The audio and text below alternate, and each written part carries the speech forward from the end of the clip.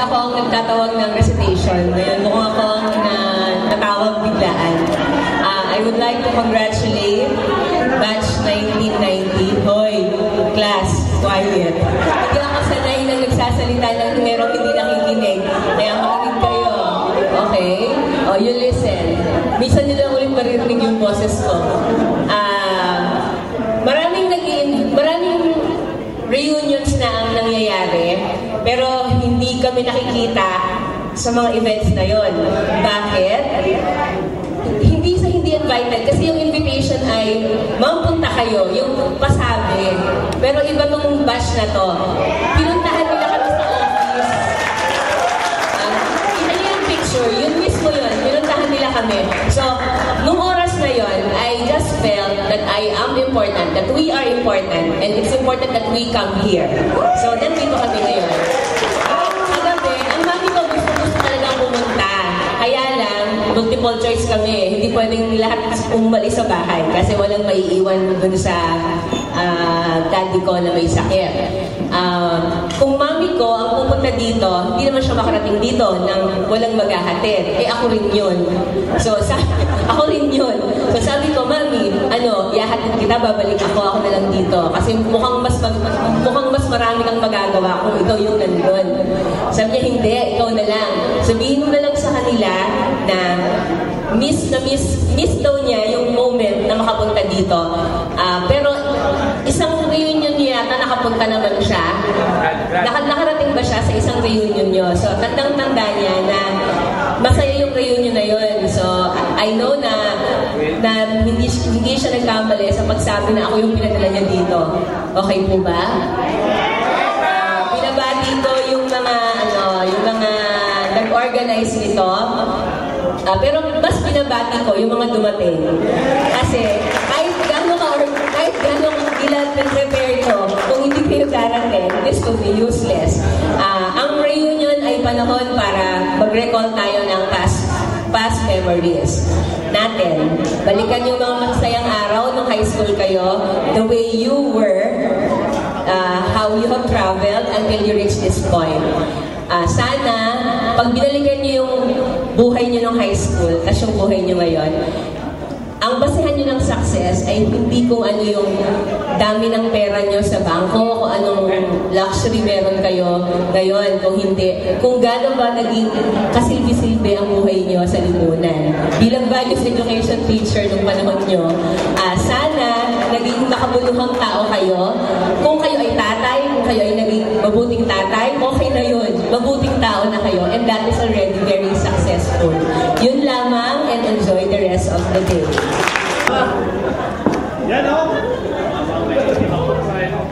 Thank you very much dun sa organizers.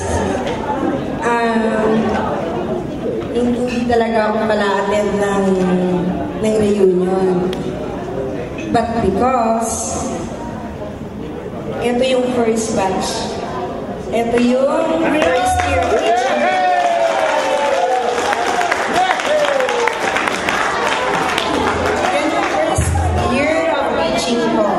So, memorable yung mga yan. Memorable? Hello, ma'am!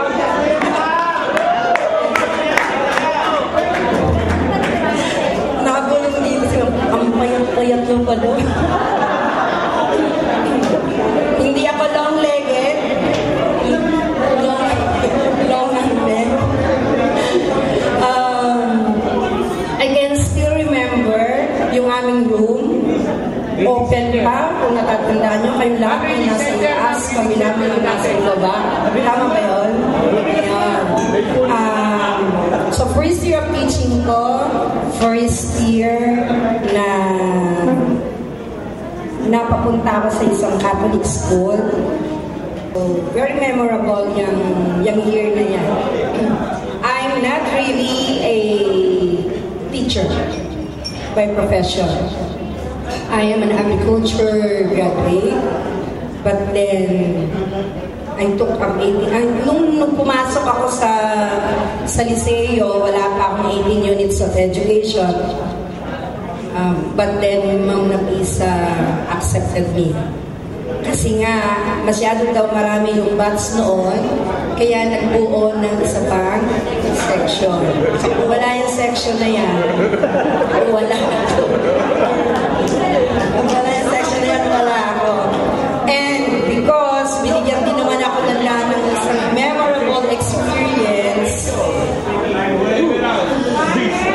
makinig kayo. Binigyan niyo ako ng isang memorable experience na parang nabuo din sa sarili ko. Magtuturo na talaga ako. Siguro kung pangit ang pinakita ng furrow sa akin at puro sama ng loob, siguro hindi ako aabot hanggang ngayon. Kung 25 years kayo sa yung batch ninyo, I'm also on my 25th year of teaching. Okay? So, I'm very, very happy. I'm very, very happy to see you all. Okay? So, good afternoon. So, pero pangalawa ko na itong pag-attend. Kaya sabi ko, pag-bakasyon na dito, mag-arating na naman ang mga mag-i-invite ng mga estudyante. Ano ba ito mga ito? Kukulit. Pero alam niyo, sa dalawang pagkatan ko yun, ang pinaka-sekreto doon, ay pag si Mrs. Amelia, ang dumating sa amin para ako isama dito. Kaya yung huling dumating, ay nako, ito ang kasunduan natin. Pag si Mrs. Amelia ay nakarating dito sa amin, at ako'y kanyang kinakaon, attend ako. Inis na ang mga, nainis na yung mga estudyante sa akin, ano? Ay, no naman kasi inilis nyo rin ako, Ako naman ang nangiinis sa inyo ngayon. Yung pagka naman ang 31 years na hindi ako talagang pirmi sa bahay, kapag-kapasong oras lang nandun, lagi nasa school. Para ngayon, sabik na sabik ako na nasa bahay. At kasama ko yung aking pinakamamahal. Pag sinabi ko, mahal ko yung mamaya, nag-aaway na kami. Huwag ko na lang kayang sabihin ngayon. Mamaya, nagkakaalamutan na kami dalawa. Pareho na kami matatanda. Ayun, talaga miss na miss ko yun. Yan ang mga panahon na balik bahay ako, balik misis, magluluto, maglilinis ng bahay, everything, ang pahinga, alas 8. Yan ang gabi. At may alagang ako na makulit, na 5 kulit din ninyo. Pero alam nyo, nakakatuwa naman. Pag nandito na ako, masaya naman. Nakakatuwa muli na makasama ko ang mga matatalinong estudyante. Mula 14 yan hanggang sa Roads ay nako. Ang gagaling. Ang gagaling talaga. Mga seryoso sa pag-aaral. Kaya alam ko na marami talaga. Hindi man lahat, pero talaga magtatagumpay lahat ang mga ito. Alam niyo na pag naging masiko kayo sa pag-aaral. Kayo yung, kung naging mahirap ka noon, hindi ka papayag, na hanggang sa panahon to, magiging mahirap ka pa. Basta't ikaw aangat at aangat ka, hindi ba? Yan, ganyan talaga yan eh. So, enjoy ako, nandito ako sa inyo, kapiling niyo ako ulit, doon na marami ang wala, yan, masaya. Masaya naman lagi rin yun. Yan si Roderick, hindi ko talaga nakilala yan. Biglang naging gwapong-gwapo. Oy, Roderick, pakinggan mo ako, hindi kita nakilala na. Sino nga yan? Sino nga yan? No. Oh. Sabi ko, sino nga yan? Ang gwapo kasi nang dumadating at may katawanan. Sabi mo ang payat-payat niyan. Oh. Pero gwapo na siya doon, mas lalo siya gumuwapo. Kaya yung mga nagtatabaan na katulad ko, huwag kayong mag-alala, lalo tayo gumaganda pa rin. Diba? Mga lalaki, bakit tatabahin? Oh. Kasi masasaya kayo sa buhay niyo. Diba? Sabi nga, hindi naman dapat tayo saya nyo eh. Sa pera lang, doon na nakakadagdag yun. Pag wala akong pera eh. Diba? Ayan. So, basta, masaya tayo. Thank you sa pag-iitan. Ito ang susi. Yun ang hindi nyo alam eh. Yan, nasabi ko tuloy. Baka tuloy ako eh. Makulit. At kukulitin mo ako. Yan ha. So, thank you ulit. At congratulations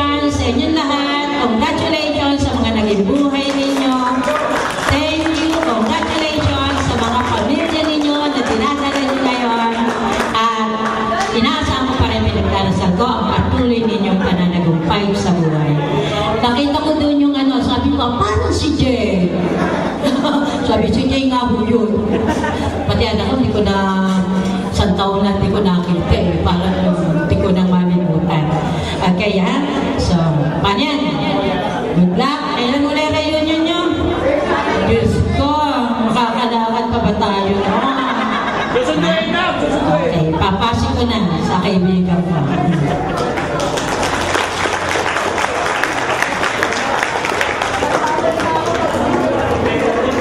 Magandang hapon po. Roderick, tulad nung sinabi ng apo ko, kayo daw English ng English, bakit daw ako Tagalog ng Tagalog? Kasi nung pupunta sila sa bahay ng isang araw, andun yung apo ko makulit, 5 years old. Nanay, ba't sila English ng English? Bakit ikaw Tagalog ng Tagalog? Yun ang sabi ko nila sa akin. Dahil sa reunion nyo, this is the truth. Sinakripisyo ko yung 1 linggo kong hanap buhay sa Maynila. Hindi ako nagtagal. Inantay ko lang talagang matapos to. Bago lang ako sa Tawa, nagtitinda. Pinapakain ko yung mga nagtitinda ng bulaklak doon at saka dahon. Pinagluluto ko yung sila simula umaga hanggang hapon. Hanggang gabi pa nga. Nagluluto kami ng sopa sa kapit sa kanilugaw. Yun ang hanap buhay ko. Kasi ayoko nang walang ginagawa. Ako yung naglalaba, nagluluto, namamalansya na. Naglilinis, nag-aalaga pa ng bata. Si Miss Abenya, mabait.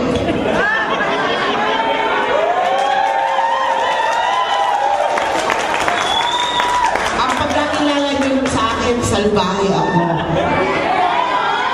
Ang pagkakilala nyo sa akin, mahigpit ako.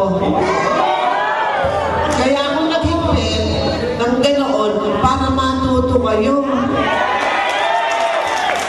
Kasi kung laks na ako, sige, kung ayaw nyo, gano'n. Walang mangyayari sa buhay nyo. Siguro yung iba sa inyo nagwawalis nila sa karsada. Iba pero yung iba nasaan? Ando sa kabilang ibayan ng daigdig, nagkahanap buhay. Dahil sa natutuwa sa akin, X is equal to Y, sabi ni Roderick. Hindi sabihin ko mabait. Hindi mo lang salbahe. Lahat ng reunion sa Liceo de Pila, naatinan ko. Yun lang ang batch 89 na hindi ko napuntahan. Kasi gano'n yung mga anak ko, inumating kaya hindi ako naka-alis. Pero nung huling-huli, yung batch 84, tapos nag-30 ang batch 84, andun din ako. Batch 85, tapos yung batch 90 ninyo, ako lang ang-teacher to, di ba, Eileen? Inuwihan din ako ninudal kapuli sa bahay na, alas 11 ng gabi. Palibasa, wala akong kasama, tatanong saan ka nang galing. Tapos yung batch 86, kami dalawa ni Paring Nori nandun. Kasi Ma'am Napisa doon. Last time yung time, kila Marian Napisa, nandun ako. Batch 87, yung kila Jonathan Simon, kila Father Gaylord, andun din ako. Batch 88, kila Roxanne Pantuan, andun din ako. Yung batch 92, nag-20 years sila. Sila Grace ni Seryoso, andun din ako. Ang hindi ko alam natin na 89. Pero ngayon, kanina lang pagdating ko sa simbahan, menos 20, para alas 8. Ano ba ito? Sabi may misang itong na, wala pang tao. Sabi ko nga Lord, late ka, Robin, late. Ako lang ang mag-iisa, nagro-rosary ako doon. Ako nakataas sa simbahan, walang iba. Aba, sabi ko dito sa mga ito, pag sinabi niya alas 8. Pumalis ako sa bahay, gumising ako lang. Alas 4 ng madaling araw. Naligo ako ng alas 5. Nagluto ako ng pagkain ng mga anak ko maghapon kasi sabi ko, alas 6 ako uuwi. Hindi ako uuwi agad, maghapon ako maglalayas. Tapos, nag-alis ako sa bahay, 7 o'clock. Tinita ko na tinisarilo ko. Bakit ito sa simbahan? Bakit walang tao? Tuloy ba yung misa? Sabi ko gano'n. Ay, meron nung nakakita sa akin, teacher, na dating teacher sa elementary. Ang kayo ba mo re-reunion? Sabi ko, hindi bisita lang nila ako.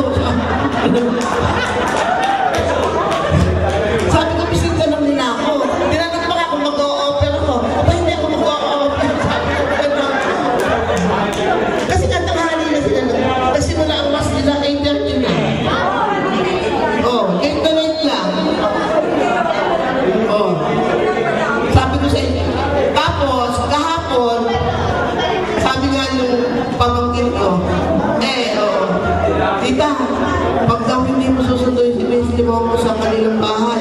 Hindi daw siya pupunta dito. Ang bala ko sana, pagkatapos ng misa, pupunta na ako sa kanila. Kaso, sabi ni Roderick, huwag daw muna. At susunduin na lang daw namin siya sa sasakyan doon. Kaya hayaan niyo, pagdating ng 30 niyo, susunduin ko pa din siya para makapunta kami dalawa. Kasi, nung magretiro siya, 2 beses pa lang kami nagkikita.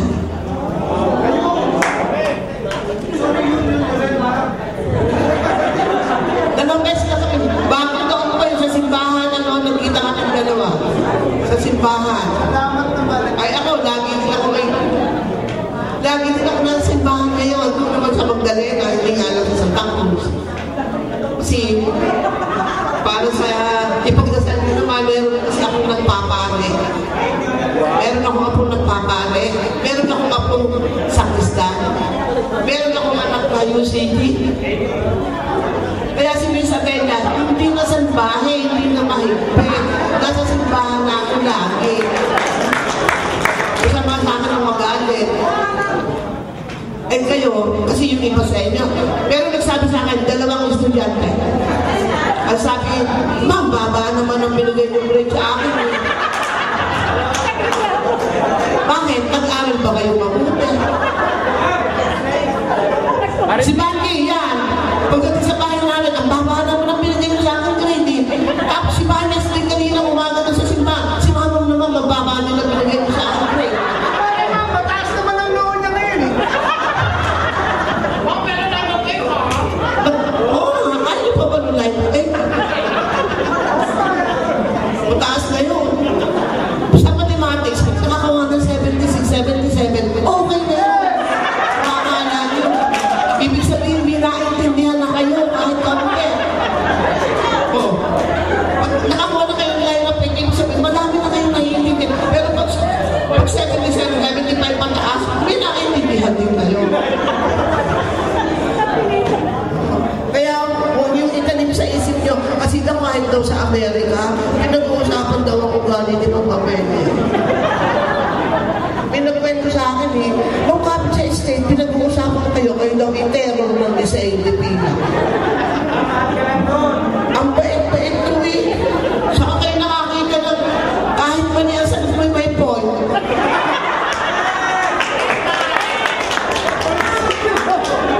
Kaya nga yung mga lumagretiro ako sa pila noong 2007, ingit sa akin yung batch ng 14. Sayang si ma'am, hindi namin kayo inuputan. Kasi kayo kahit mali, may point. Siyempre, yung pagod para sa ballpen at para sa papel, nilalagyan ko yun. Ha? So, italim sa isip, si Ma'am Abella ay anghin na Liceo de Pena, hindi terror na Liceo de Pena. Huwag kayong mag-alala, pag nakakalakad pa ako, pag malakas pa, aatinan ko din yung 30th. Kasi nung 20, di ba nagsasolo ko, umuulan pa nga nun? Oo, pag yun, lulumutin ako. Nung 20 yun. Gabi kasi yun ay pag-araw na ganito, mas maganda, mas marami nakakarating. Alright, sana, yung iba sa inyo, magpursigin ka ng lalong mabuti sa buhay. Yun namang tatlo na asawa niya, tigilan nyo na. Isa-isa na. Yun namang mga matatandang ganagat ka, kapag asawa na kayo.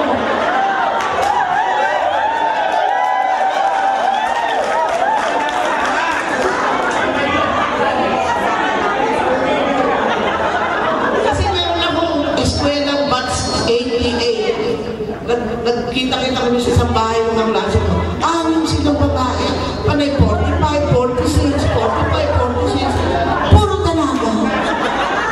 Sabi ko, hindi ko naman kayo tinuruan ng mag-asawa. At bakit hindi nag-asawa? Ha? May binata pa rin? Si Rexon Taluran at saka si Lina Olera. Popolog na ko rin. Rexon! O, sige. Pagka ngayon, quiet, umaingay. Ang walang kasama yung palalakas eh.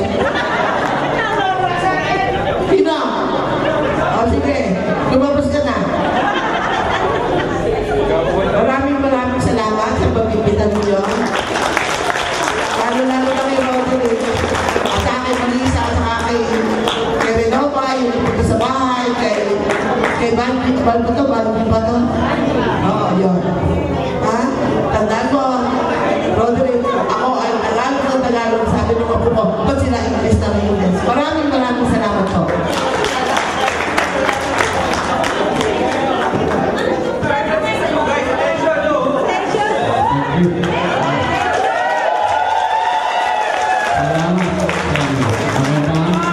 Magandang buhay sa lahat.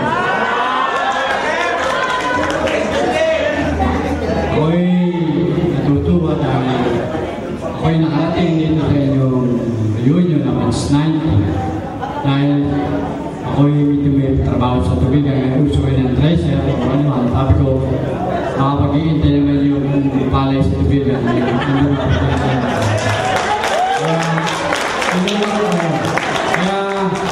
hanggang ngayon, kahit si Dr. Bill, wala pa rin sa sinasabi siya. Sa Bicol, ito ko inaabangan, ito ko makikisakay. At tumawag ako, sabi ko, ay mamaya pa rin dati, kaya siguro na natin si ang inyong eskwela dito. Kaya sa inyo lahat, ako'y natutuwa dahil sa tagal-tagal, 25 years, nung ako'y nagtuturo, ako'y 35 years, nung ako'y panahon sa inyo. Jadi ibig sabihin ako ngayon ay 35 plus 25. Kaya yun ang aking na yun. Pero nakita ko, mukha kanina, medyo yung iba kilala ko sa mukha, pero nalilimutan ko siya pangalan. Pero nasasabi ko rin maya-maya. Kaya akin na-realize, natatandaan ko. Pero natutuwa, hindi lang tutuwa at galak na galak na ang tatawa lang ng nag-estudyante. Ang pupogi, halos talaga wari ko, lahat sila yung mga biniyayaan ng Panginoon, kaya huwag makalilimot sa Panginoon Diyos. Nabinigyan kayo ng kanyang trabaho. Kayo nagkasawa ng kapag-tawad. Kaya tama yun, kaya huwag makalilimot sa Panginoon. Maganda yun din eh. Sabi nga kanina ni Maring Mami, nagkakasawa, kaya nakita 46, 42. Ako nga, nagkasawa. 43. Kaya abot pa kung kayo may binata o dalaga. Abot pa. Ang anak ko, dalawa. Masama pa kayo kumaring. Masama pa sa kayo kumaring ba? Lumongo. Dalawang babae. Pero tapos na rin. Hindi huli yung 43. Nasa pagsisika ba?